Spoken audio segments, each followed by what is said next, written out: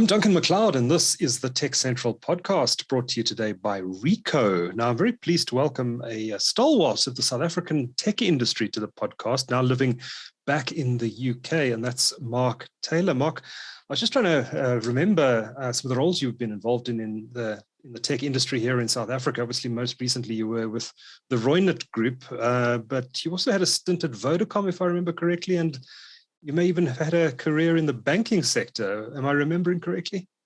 Yes, Duncan, morning. Yeah, morning. I've had quite an interesting career. I started off at Nedbank, working in the computer room, putting paper in an IBM 9800 printer, and worked my way through the bank into project management.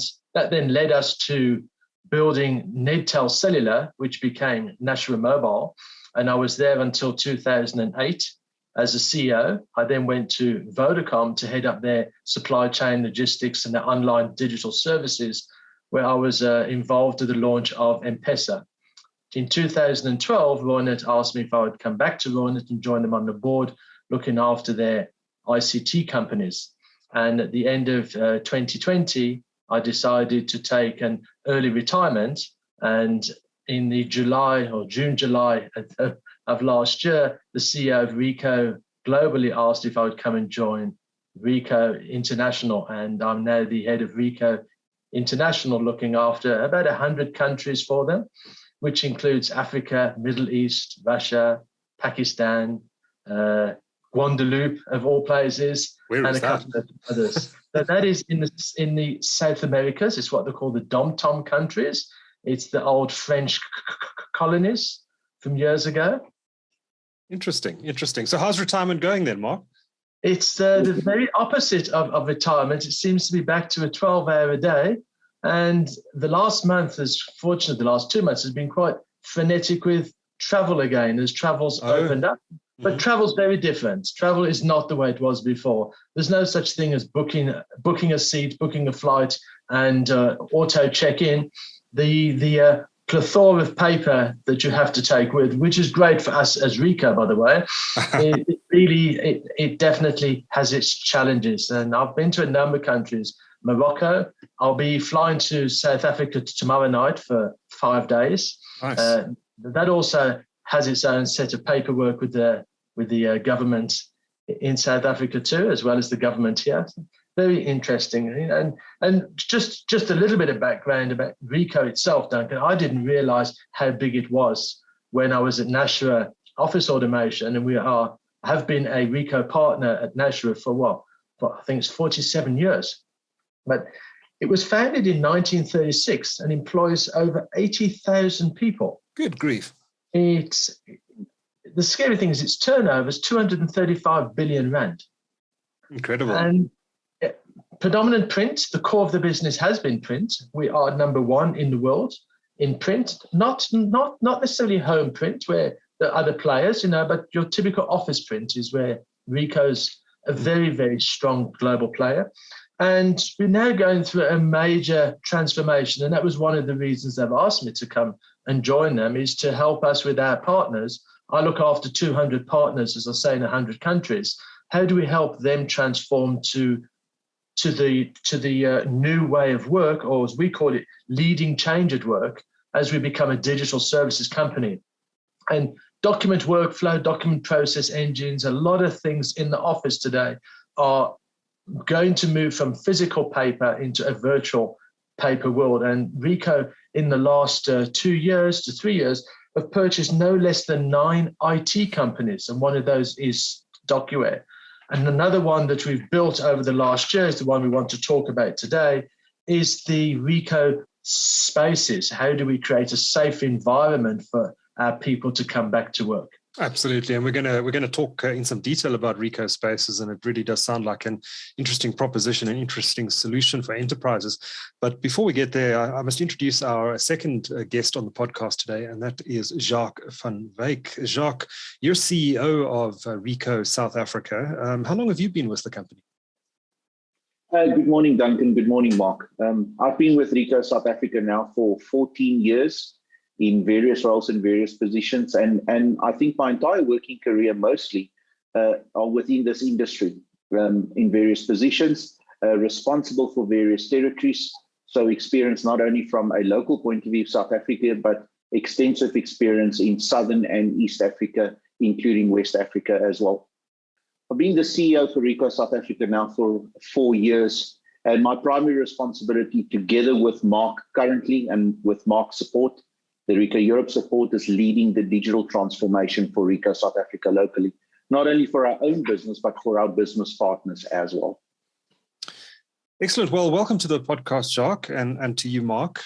As Mark has already intimated, we are going to be talking about Ricoh Spaces today, and I had a sneak peek at the solution a bit earlier this week, and it really is fascinating. So I'm looking forward to the discussion over the next little while. We're specifically going to be looking at how companies are managing the return of their workforces after the pandemic, and companies obviously taking different approaches to this. Some companies, in fact, have said their workforce can continue to work from home indefinitely.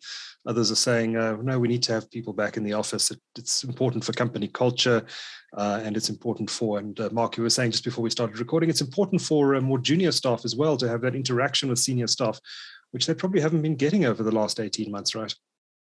Yeah, if I just take a quick step back and give you sort of an international view of what we're seeing across all the other countries, is that please do. The majority of countries are now looking at a 50-50 blended work, 50% remote and 50% in the office. But one of the things which has been highlighted, and not just now, but right at the start of COVID, is how do you help apprentice and junior staff to understand your culture, your value proposition, what is the product sets that you have, but most of all is how do new employees engage in your purpose as an organization? And this is really one of the fundamental things that I think we need to try and find that particular balance with. A call center agent, yeah, you could probably work remotely, but I do think that if they're not getting to the office at least once or twice a week, they're missing out on the cultural aspect, the team chit chat, the camaraderie that really helps build that value proposition that a company must deliver for its customers. Absolutely. Well, let's talk a bit about Ricoh and how you guys have been coping through all of this. I think everyone for a period of time anyway was working from home in 2020, and there's been a gradual return to work. But how has Ricoh managed it? Are you mostly back in the office now? So we were very fortunate at first, is that we've been doing a lot of work in the digital space for a number of years. So when it hit us, it was a shock to the system, and 30,000 employees across Europe were suddenly sent home and told to work from home. Our systems, having cloud-based network, cloud-based security, cybersecurity systems in place, etc., we were able to actually move that workforce to the home. The challenge is, though, your customers' printers aren't at the employee's home, and you do need those technicians to be able to go to the customer's place of work, and in a lot of instances to the customer's homes to help them set up their work from home. So it was a big adoption, but it was an easier adoption for Ricoh because of its DNA and where it's coming from. But nonetheless, it has been a big change. And to answer your question, to follow up, we are slowly getting back to work, but it seems to be a little bit like a power supply problem. It's on for a while, then it's off for a while. So if I look at Austria's just gone into a 22-day lockdown. Germany is going back into lockdown. In the Netherlands, they're encouraging from the government to work from home even more again. So it is flip-flopping all over, and we're having to adjust constantly. But our aim across the whole of Ricoh is to have this 50-50 work balance between remote work and office work. And Jacques, let me bring you in here. We're in a COVID lull, if I can call it that, here in South Africa at the moment. So warnings of a potential fourth wave to come over the December-January period, but at the moment the cases are fairly low. Are most Ricoh employees working back at the office now here in South Africa? Yes, Duncan. Most of our employees are back at the office. We've got 3 sets of employees, if I'm able to group them together. The employees that deliver customer service, and those employees are out in the field all day and has been out in the field throughout the entire COVID process. Perhaps not at the capacity that we had before COVID, but most certainly they are out in the field 100%.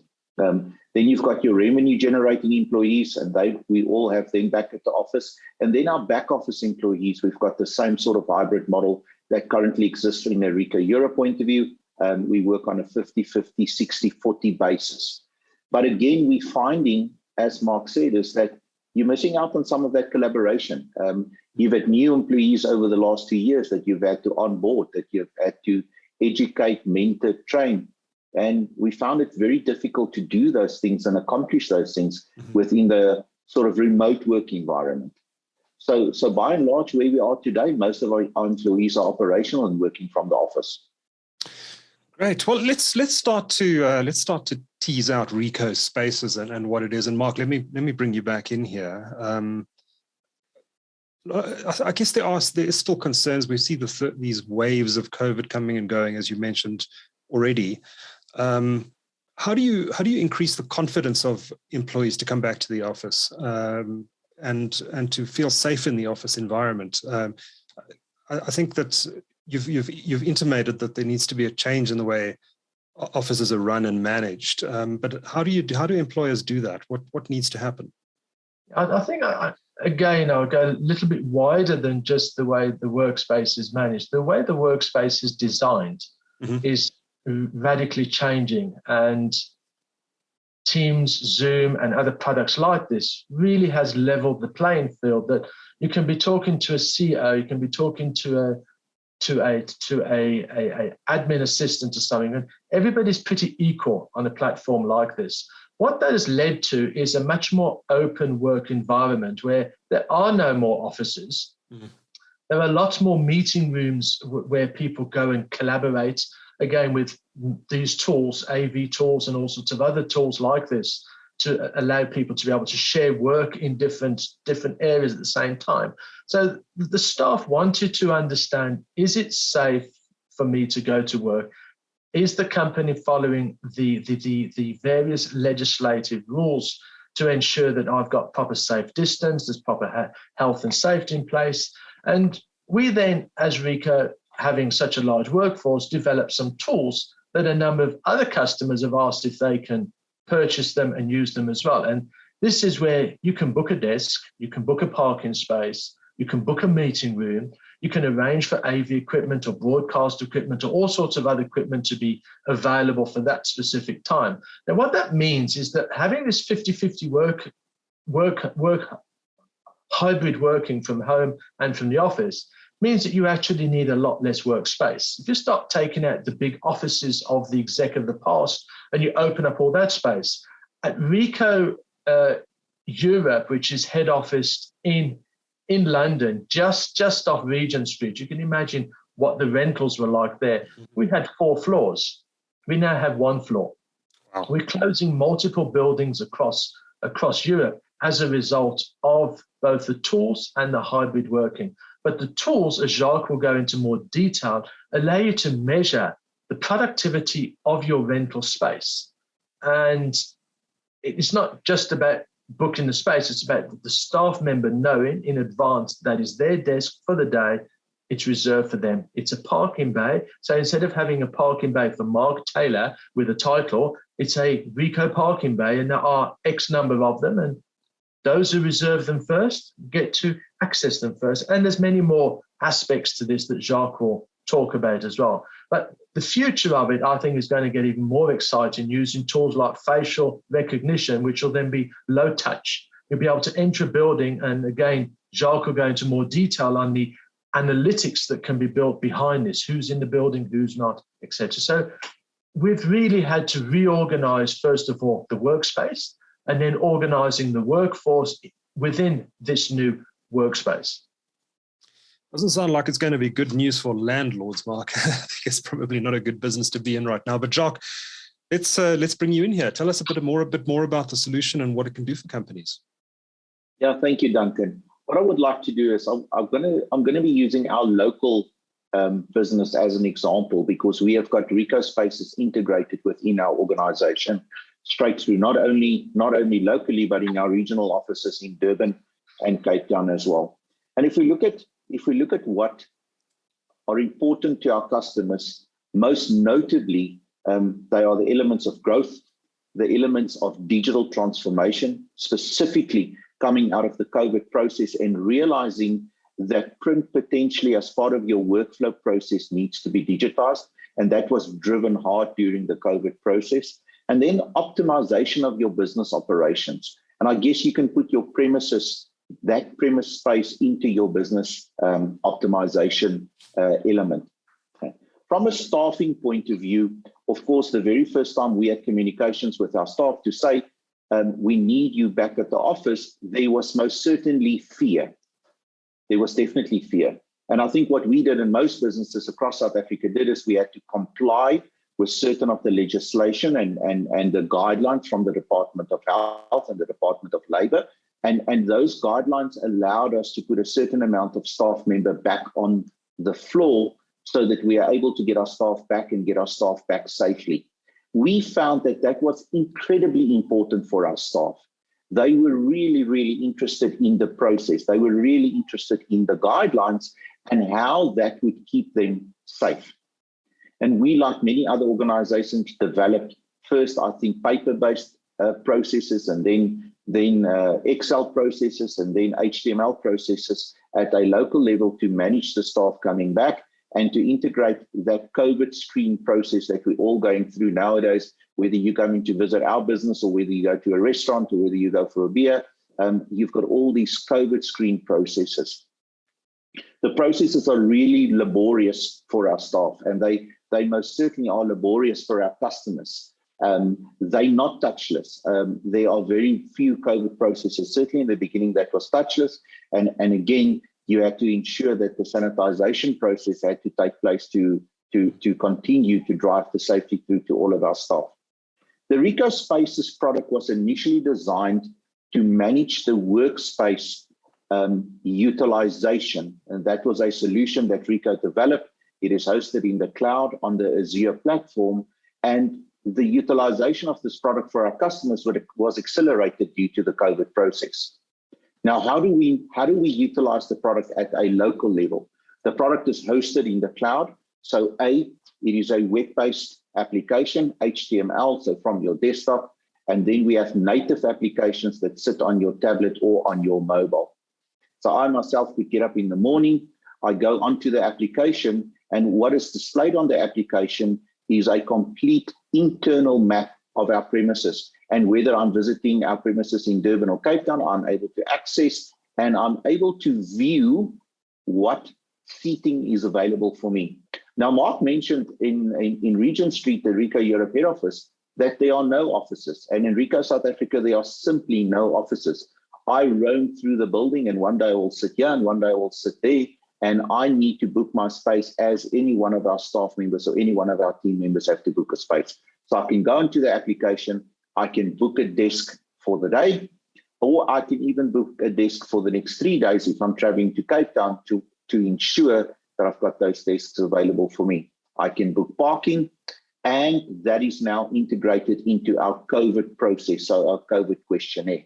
I simply arrive at the office, I get my temperature scanned remotely, and I walk to my desk, and on the desk we've got a little QR code. I scan that QR code, and basically I am now checked in. Now, what does that allow me to do from an analytics point of view up to that point? I can in fact see who's in the office. Now, Ricoh South Africa is not a very big operation, but imagine an operation where you've got 2,000, 3,000 people working. We are able to see who has checked in and who is at the office currently. So that is of critical importance to us. And then we are able to manage not only our own staff, but visitors coming into the organization from a capacity point of view. Now, from a practical point of view, the way that we do it, Duncan, we simply make sure that certain of our seating is blocked off. And so a person, a staff member or a guest is unable to book some of that seating. Furthermore, I've got a meeting with Mark, and we've got a collaborative meeting, and I need some of my staff members. I'm now able to book a meeting room directly from the app.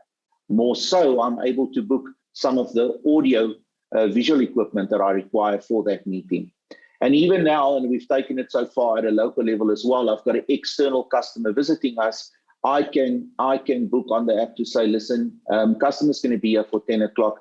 At 10:15, please can we arrange for tea and coffee or water to be delivered to the meeting room? Okay. So you can see very, very quickly what we are able to do is we are able to manage our current space so much more productively. Bringing this back to COVID, and I'm going to use Ricoh South Africa again as an example. We had an exposure. The exposure came from an external guest, and we were able to go onto Ricoh Spaces for that morning to see when the guest arrived, where did we take the guest, who potentially was exposed to that guest during the couple of hours that the guest was on our premises, and then kicking the standard COVID protocols. Whereas in the past, potentially we would shut down an entire wing, we would send 30 or 40 people home, they would have to get tested over the next 6 days and then slowly migrate those people back into the office. And so the disruption to our business is minimized, but more importantly, and I think this is perhaps the message that Mark and myself have placed on the table, our staff have got comfort that there is a process and a system in the background that keep them safe through this element. Okay. So Jacques, I imagine that'd be very useful as well if there is an emergency, for example, like a fire alarm and you need to evacuate the building, and you'll know very, very quickly if anyone's left inside, right? Great example, absolute great example. I visited our Cape Town offices last week, spent the entire week there, and on Friday morning, the fire alarm went off. And the regional manager went on to Ricoh Spaces and he said, we've got 13 staff members that checked in for the morning. Who are they? He went around and gathered those staff members. We missed 1 or 2 staff members, or quickly able to locate them and then walk them out of the premises. And I've got to tell you, that process probably took us 5 minutes to consolidate. And again, our example is a small example, but imagine a business with 300 people, 500 people that you now need to run around, and there is in fact a real emergency for you to manage. This just assists you in that process, absolutely.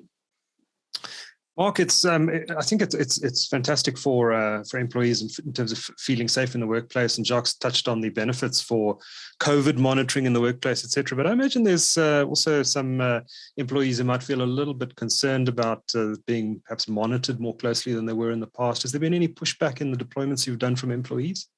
There was a little bit of pushback at first, and I think some of it is around about the trust factor, because you are now able to understand when somebody's in and out the building. Yeah. But if you go back 20, 30 years, it's not much different to clock cards in that sense.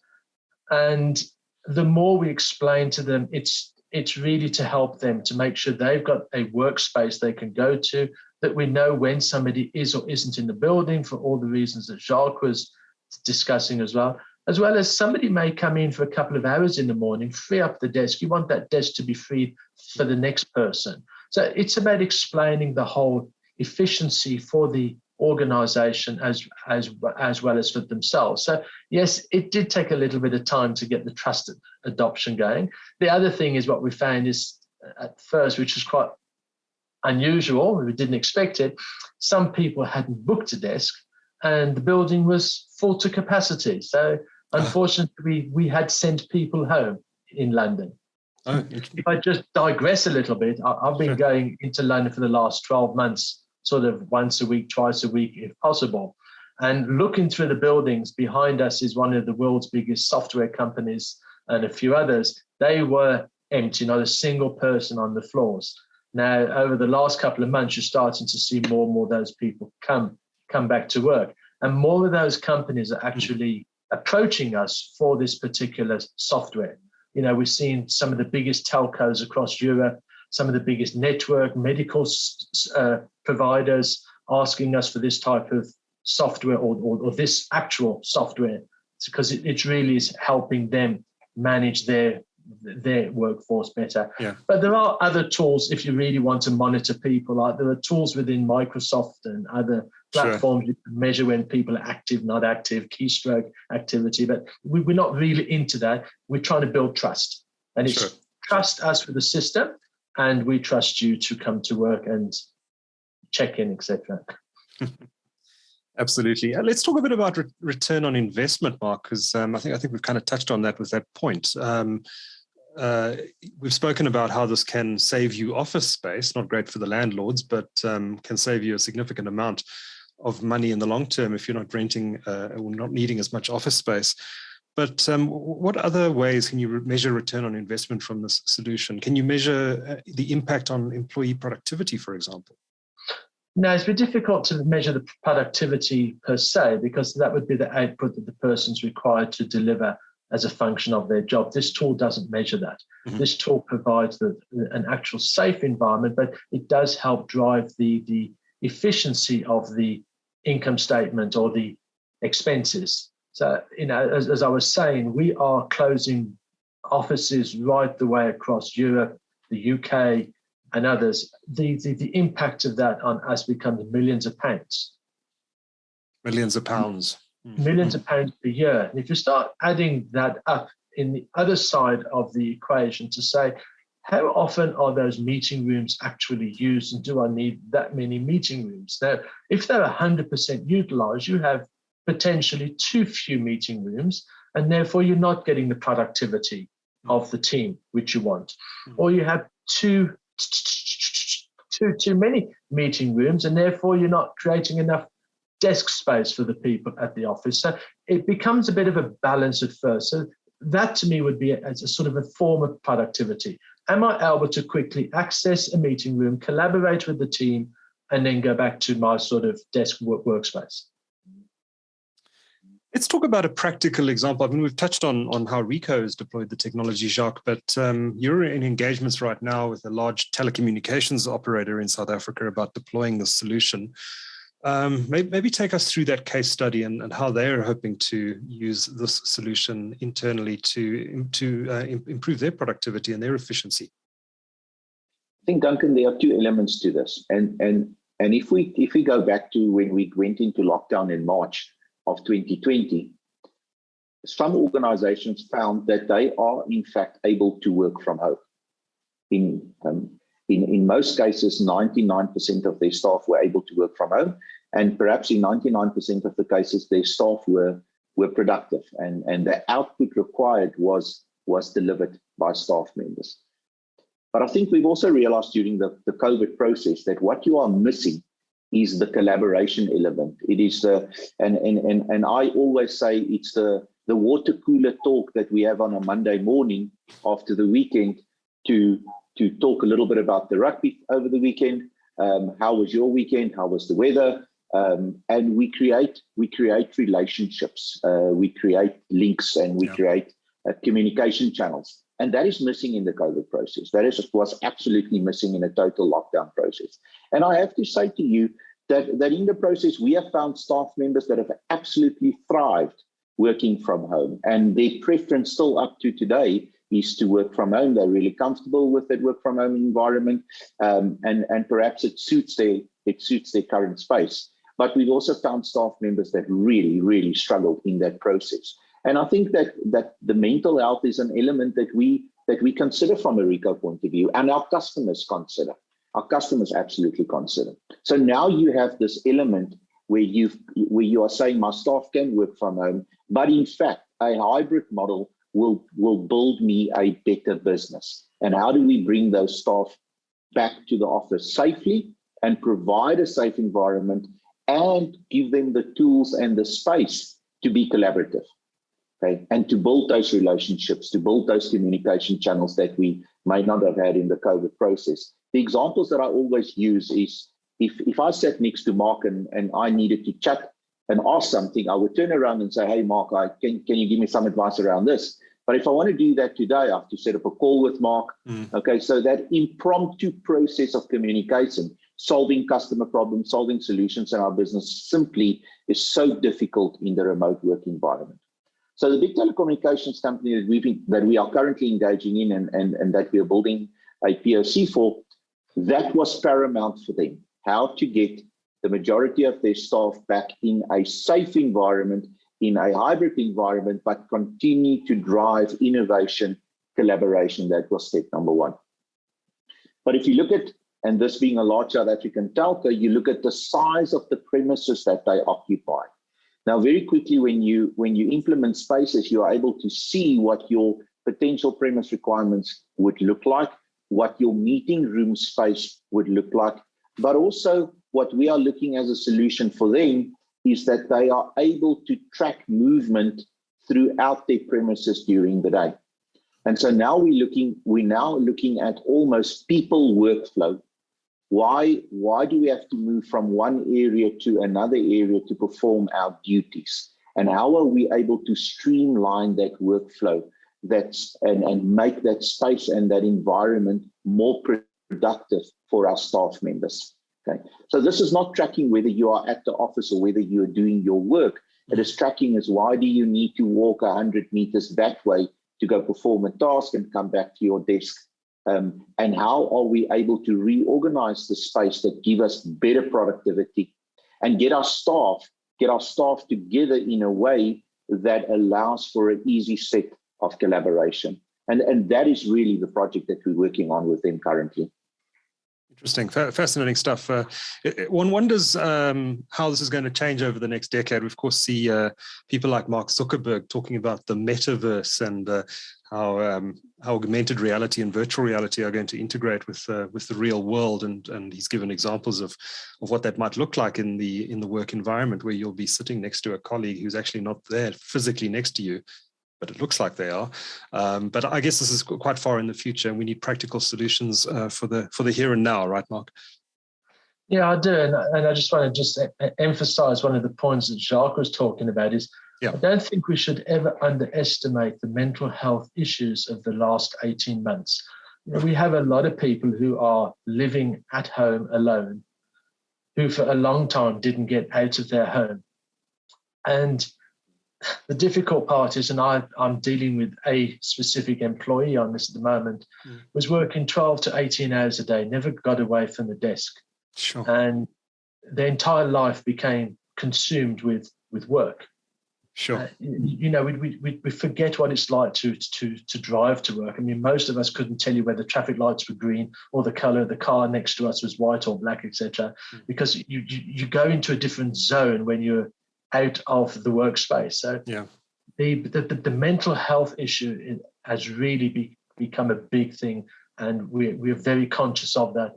And a lot more effort is actually going in for all the companies that we deal with to make sure there's much more engagement with your staff. This week alone, I encouraged all the people across the whole of England who work, specifically my team, and my head office is in Amstelveen in the Netherlands, and I think there's about 8 of us based in the UK, and I got them into London for 2 days, took them out for dinner, whatever, and some of the guys said they haven't been out for months, which we need to fix that. We do need to fix that, because that I think will have a different type of workforce in the future, Duncan. I get worried about that type of workforce. That it's not engaging. And I also, personally, I believe you lose the innovation of a company. You know, I sit literally opposite the CEO for Ricoh Europe and the COO. And it's easy for me to turn around and say, I'm working on this deal for South Africa with the government, etc. Can we do this, this, and this? Yeah. For me to set up a call, it could take a week or 2 weeks because people are busy. But we'll walk to the kitchen, make a cup of tea, have a quick chat, and it's done. Now, that stuff is lost, and I really would implore on more companies to try and find that way of getting people to engage more. And maybe these avatars will give us some of those answers that I can sit back and say, excuse me, David, Nickel, I'm working on this deal in Africa. Maybe get stored somewhere so when they go and get a cup of tea, so Mark was just asking, what do you think of this? So maybe there is some sort of benefits in this space. If we can dream it, we can make it happen, I'm sure. So yeah. Oh, it's exciting stuff. And Jacques, are you seeing a similar thing? I mean, how do you work to prevent employee burnout in your organization here locally? Mental health, and I've got another saying that I've tagged onto mental health, Duncan, is mental fitness. As we look after our bodies, I think that we also have to train our minds and our psyches around that. Mental health and mental fitness incredibly important for us as an organization. It is part of what we manage with our staff. And small elements that I've implemented in our business to almost force a break. I think that communication has become probably one of the most used communication tools and the fastest used communication tools across all businesses. So I've put time limits on business-wide communication, so that in the evening there is a break for our staff, and in the morning that there is a break for our staff. I'm not expecting staff members to respond to emails at 10 o'clock or 9 o'clock at night. Now we always have the viewers. We send an email at 9 o'clock at night because we work the hours we do. The reality is that person receives that email, it puts stress on them. They feel they have to respond. They feel they have to show that they take their job and their position seriously. So those small elements we have implemented across our business, and that is a formal communication. Team, be conscious of what time in the morning you start sending business or WhatsApp. Be conscious of weekends. Be conscious of the evenings when you communicate with your staff. And I guess that ultimately makes it a better place to work. Yeah, it's the intentions that, but I was talking about some of these staff who are working these hours. So in Ricoh International, we probably cover 18 time zones. Yeah. And if you just take in the Middle East Friday is their Saturday, right. Sunday is their Monday. So you're getting emails in your inbox 24 hours a day, 7 days a week. And some people in these global companies, I'd love to mention some of the ones that we're working with. I just haven't got permission for this particular podcast to actually do that. But some of these companies are actually struggling with this type of thing. That, to say, people, we need to find that balance, and hopefully having things like spaces, time for work, planned work, etc., comes back to that balance. And yes, we should always be creating a better workspace for our employees, but also a better work environment for our customers. Before we wrap, gentlemen, I just wanted to ask a final question about Ricoh Spaces and who it's really targeted at. Is it large enterprises only, or is it targeted across the board, Mark?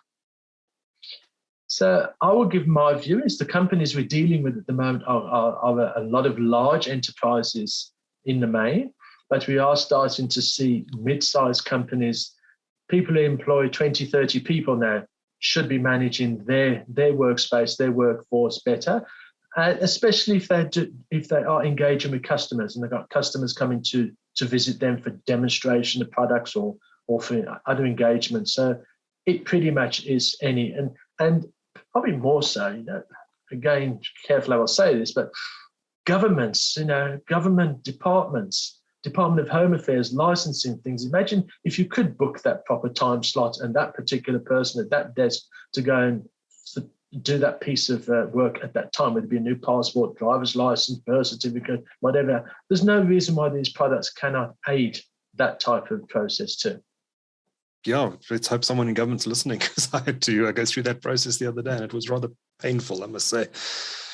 Jacques, concluding thoughts from you. If anyone wants to learn more about Ricoh Spaces, how do they go about doing that? Yeah, anyone wants to contact us on either through the web or through our sales email address, sales@ricoh.co.za. We are able to contact them and support it.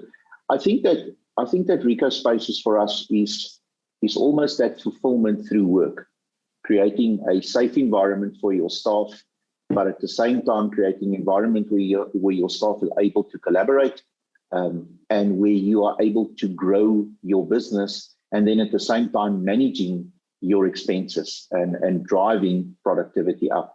And that would be my conclusion. I think that what's important here is that Ricoh Spaces was a product that was developed for Ricoh, and we're now transferring those solutions to our customers. Okay, and we use our own solution on a day-to-day basis. Of course, you've got the extended functionality around managing COVID exposures, emergency exposures, etc., etc., etc. Fascinating discussion. Jacques van Wyk is, of course, CEO of Ricoh South Africa, and Mark Taylor is CEO of Ricoh International. It is indeed a brave new world out there in the world of work, and I thank you both for sharing your insights into how it's all changing. Much appreciated, gentlemen. Thank you. Thank you, Duncan. Enjoy your day. Duncan. Thank you.